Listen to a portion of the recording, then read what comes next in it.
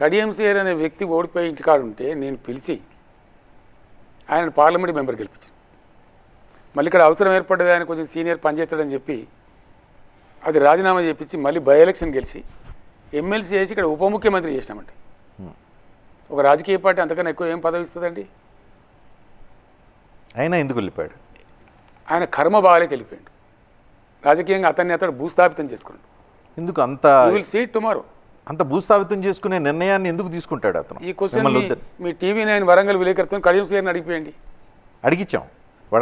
కడియం శ్రీహరి ఎక్కడికో వచ్చారు, ఒక ఫైటర్స్ ప్రోగ్రాంలో పార్టిసిపేషన్. ఆయన అడిగితే ఇదే ప్రశ్న అడిగితే నేను స్వేచ్ఛ కోసం వెళ్ళాను, ఇక్కడ ప్రజాస్వామ్యం లేదు, మాట్లాడే అవకాశం లేదు. పార్టీకి వెళ్ళిపోయిన ప్రతి ఒక్కడు అదే అంటాడండి.